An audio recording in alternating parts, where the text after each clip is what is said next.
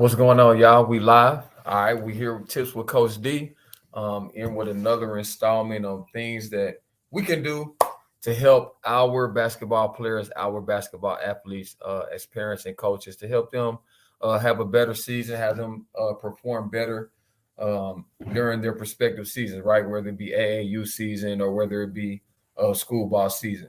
So a lot of the stuff that we've been talking about have been like the lead up, right? The build up to what it's going to take for them to get on the court, right? A lot of the stuff is like dirty work, right? A lot of the things are those small, unnoticed things that make a world of a difference, right? So we're talking preseason preparation, practice tempo, defensive rotation, boxing out, pregame routine, right? And then today we're going to talk about like can your basketball player like actually execute the game plan? Okay, can we actually execute the game plan? So what are we talking about? We talk about executing the game plan. Well, most coaches spend a lot of time watching film and mentally preparing themselves so that they can put their players in the best position to be successful, right? Speaking for myself, like I'm a film head. And what I look for is I look for those things that teams are using to gain that advantage. Like what are their go-to plays, actions that they like to do out of the inbounds and out of the timeouts. I look at who are their top two or three scorers, right? And so putting a plan in place to try to make them go with option 3 through 5, and let's take away option 1 and 2. Let's make them a little bit uncomfortable, right? And then offensively, where can we attack, right? Where can we get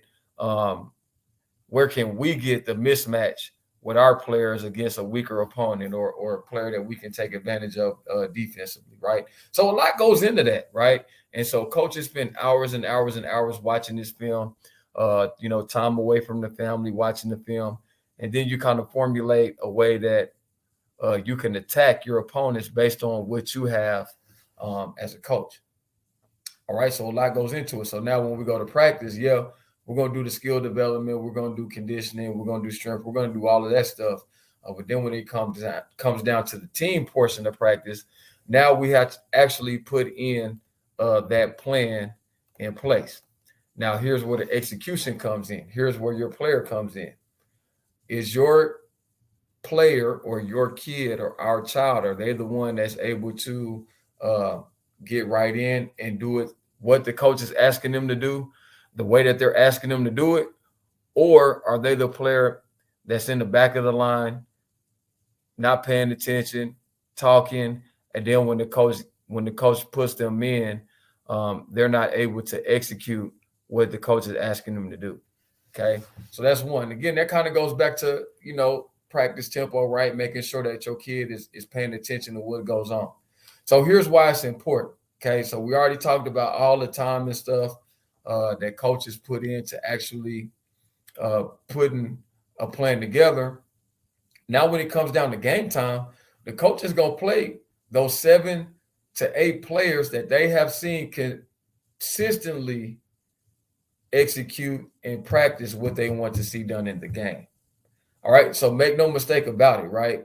A coach is not going to see a player perform at practice and then expect them to be a whole different person come game time, right? We can't depend on that. So we know what we've been seeing on the practice floor, and then when it comes to game time, we're gonna put those kids in, those players in that's been executing that game plan. Okay. And so you want to make sure that your player is the one that's gaining the coach's trust. Okay. And then as a coach, it's our job, right? Coaches, it's our job to be able to communicate that vision of what we actually want to get done. And it's our job to try to make that as simple as possible for the players. You want that plan to be simple to where they don't have to do a lot of thinking, right? Like, yeah, you got to think the game, but you want them to be doing more reacting, right? So they understand that your plan is so simple that if I see this, I do that. If I see this situation, we're doing this. When they come out in this, we do that. When they give us this offensive set, here's how we're going to defend that. When they give us a zone, here's how we're going to attack it.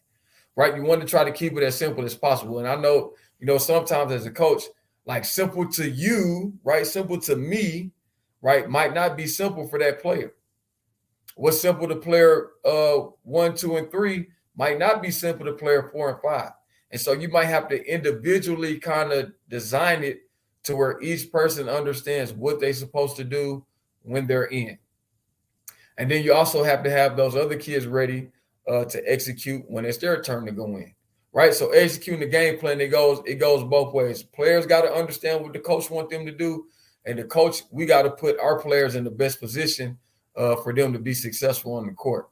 Right. So whatever it is that skill set that kid brings to the table, we want that kid to be in that situation as much as possible. Right. So if I got a kid that's really good at catch and shoot, I want to put them in as many catch and shoot situations as possible. If I got a slasher, I want to put them in as many slash situations as possible. Now, yeah, we want players that's well-rounded, that can do, everything, right? But the fact of the matter is each kid has their own set of skill sets. And understanding that and putting those players in position to make those plays, right, to where they feel comfortable, where they can lean on their superpowers, players understanding and executing and doing what the coach asked them to do, all of that comes in together to help a team execute that game plan. All right. So you got to ask yourself in the crunch time when you're watching your kid play, okay, and it's the last 4 to 5 minutes of the ball game. If your kid is coming out,